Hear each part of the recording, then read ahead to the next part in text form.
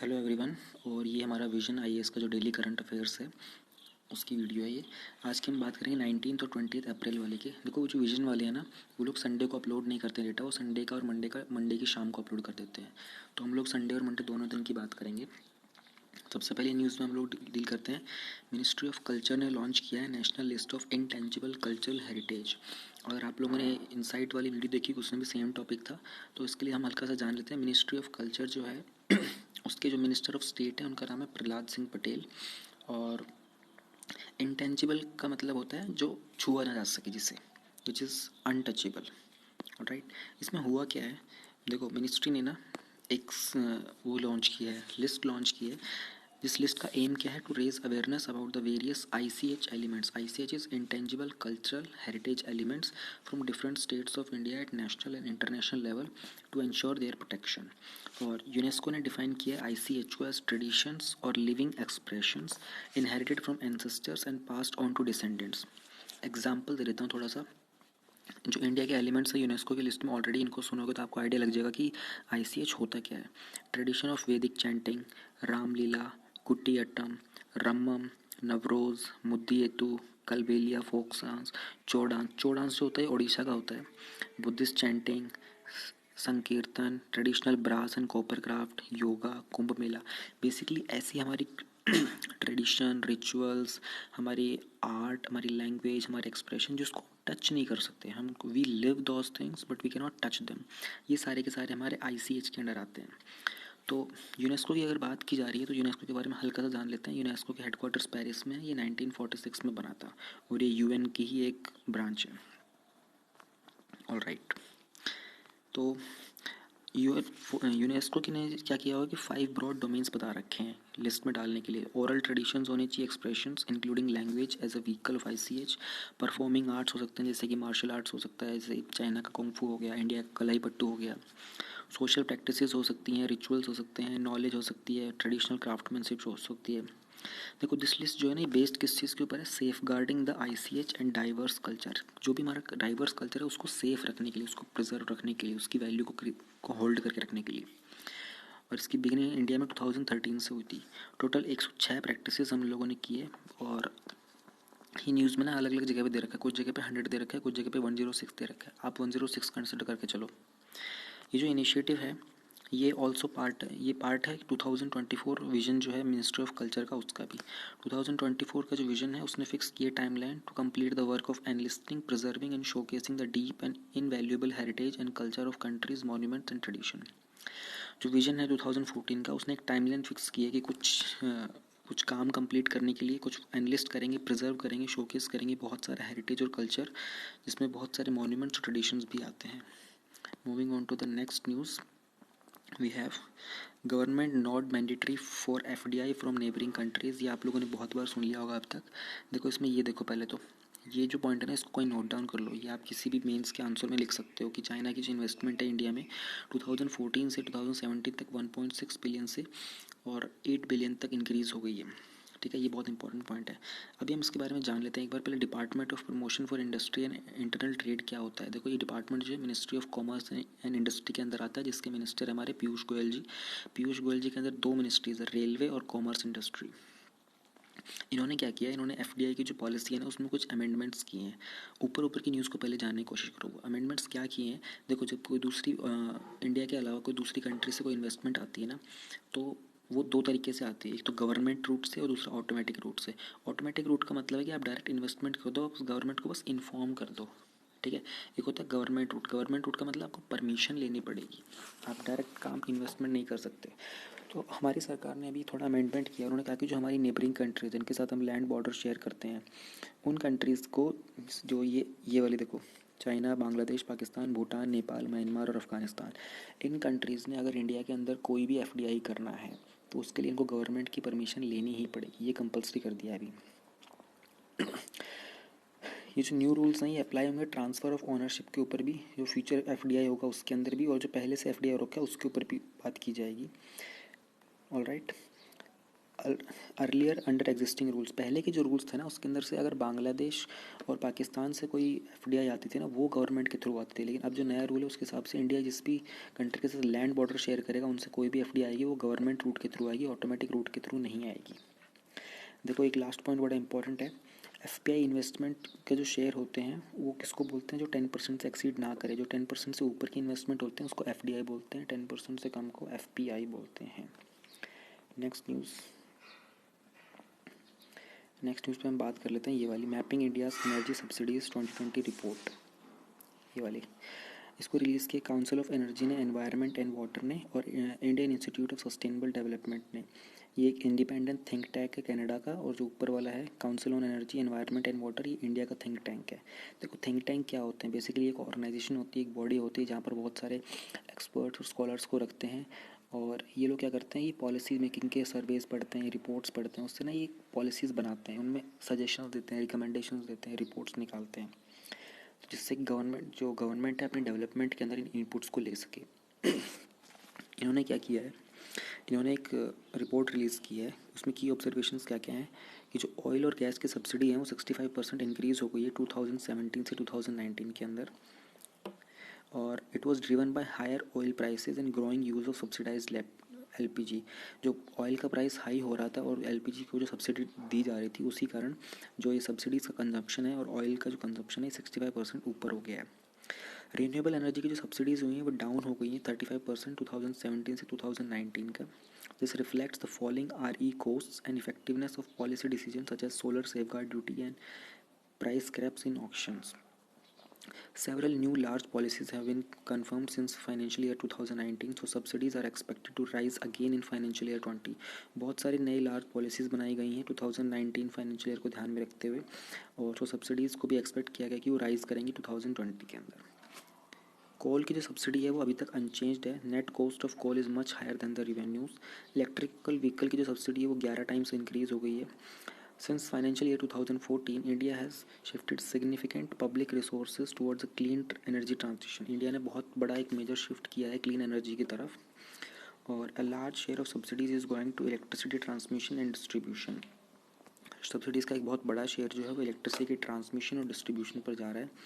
Large bailouts for the sector have been ineffective at reducing the magnitude of these subsidies. Alright, next पे चलते हैं।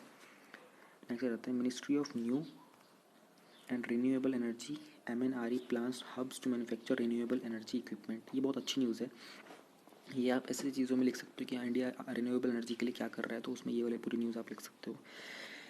MNRE ने क्या किया है, आइडेंटिफाई करने के लिए ऑर्डर दिया है स्टेट्स को और पोर्ट्स को कि 50 से 500 एकड़ के लैंड को आइडेंटिफाई करो जहाँ पर हम लोग रिन्यूएबल एनर्जी के इक्विपमेंट्स को मैन्युफैक्चर और एक्सपोर्ट कर सकते हैं।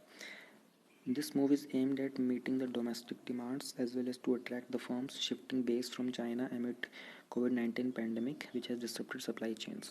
कोविड-19 के पैंडमिक के टाइम बहुत सारे सप्लाई चेन्स डिस्टर्ब हो चुके हैं, जिसके कारण बहुत सारी कंट्रीज़ में अपना बेस चेंज कर रही है चाइना से। तो हमारे पास ये बहुत गोल्डन अपॉर्चुनिटी है, अगर हम लोग ये रिन्यूएबल एनर्जी के इक्विपमेंट्स को प्रोड्यूस कर सके तो हमारे पास बहुत बड़ा इन्वेस्टमेंट आ सकता है यहाँ पे। आगे इस पार्क के अंदर होगा क्या, this park will be manufacturing, ये इक्विपमेंट मैन्युफैक्चर करेंगे silicon, ingot, cells, wind equipment etcetera, और एक्सपोर्ट करेंगे services in the renewable energy sector.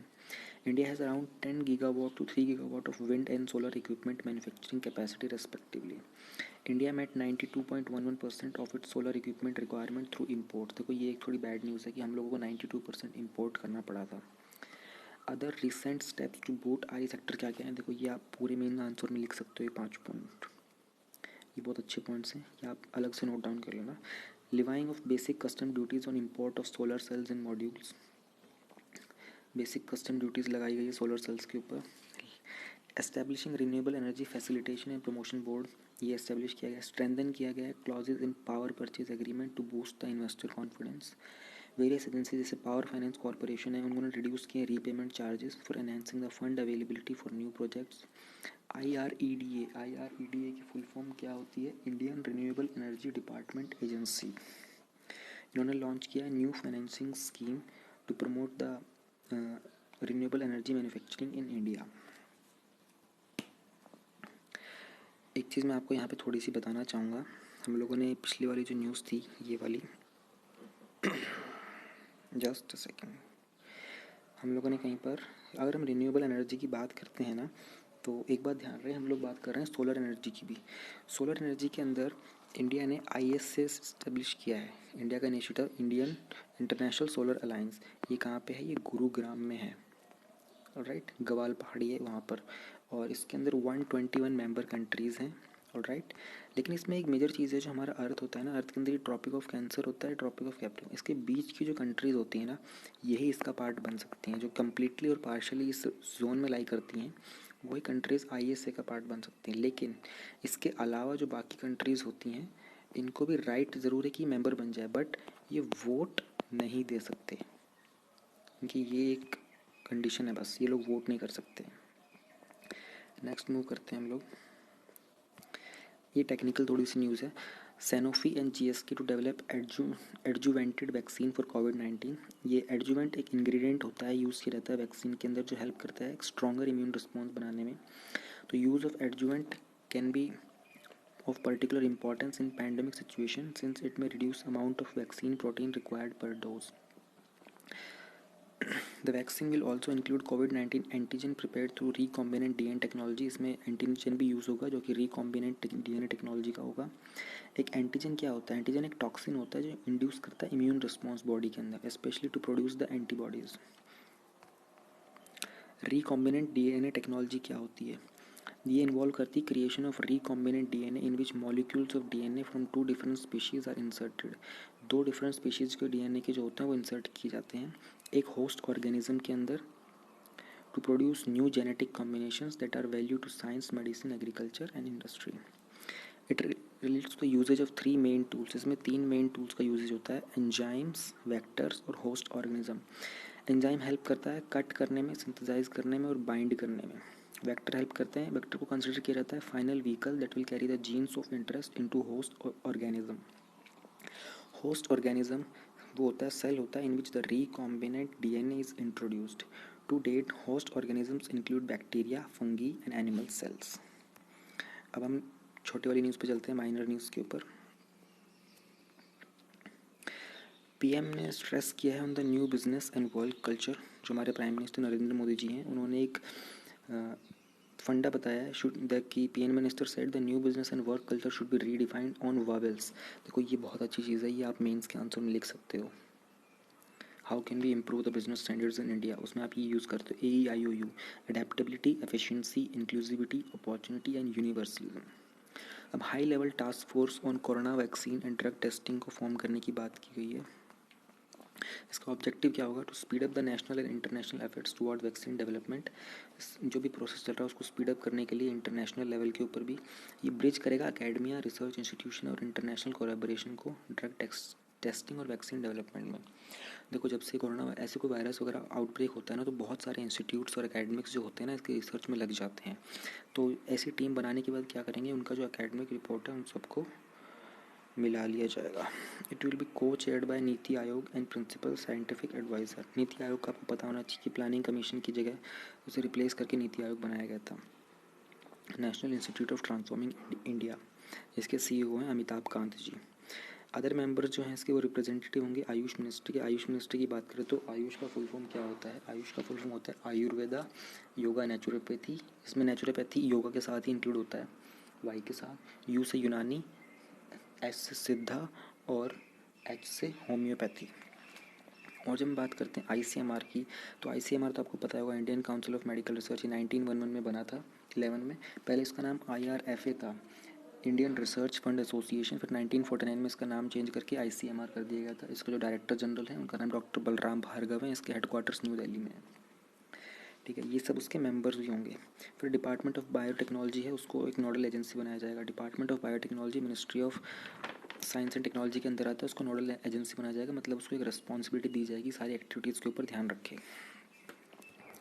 Another चीज़, covid free state. Goa has become the first zero COVID-19 state in the country. This will make Goa first green state with no case corona virus being reported from April 3।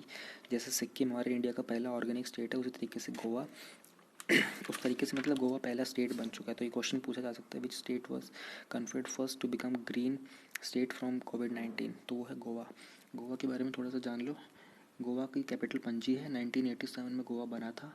Governor इसके सत्यपाल मलिक हैं और chief minister इसके जो हैं प्रमोद सावंत जी है। यहाँ पर unicameral legislature होता है।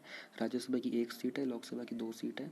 और एक चीज़ और आपको बता देते हैं, जो गोवा का हाई कोर्ट होता है ना, गोवा का जो हाई कोर्ट होता है वो बॉम्बे हाई कोर्ट में लगता है, राइट। ये देखो ये बहुत सारे जो स्टेट्स होते हैं ना वो कॉमन हाई कोर्ट शेयर करते हैं। तो बॉम्बे हाई कोर्ट के अंदर जो गोवा का बेंच होता है ना, वहाँ पर सारे गोवा के केसेस हैंडल किए जाते हैं। टोटल हाई कोर्ट्स हमारे इंडिया में कितने हैं? 24। टोटल जजेस सुप्रीम कोर्ट में कितने होते हैं?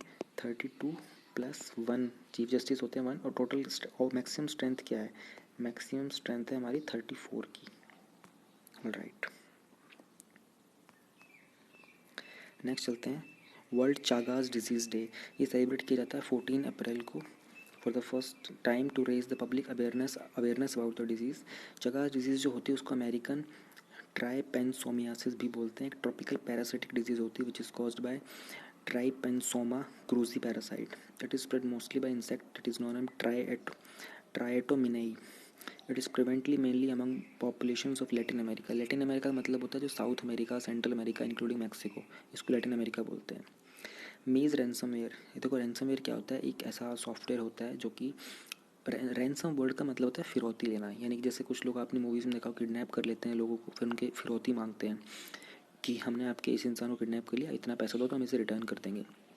उसी तरीके से साइबर वर्ल्ड में भी रैंसम वेयर्स होते हैं। रैंसम वेयर क्या होते हैं? ऐसे सॉफ्टवेयर होते हैं जो आपके कंप्यूटर में अगर आ गया तो ये आपकी इंपॉर्टेंट फाइल्स को किडनैप कर लेता है और आपको फिर पैसे देने पड़ते हैं तभी वो रिलीज़ हो पाती हैं।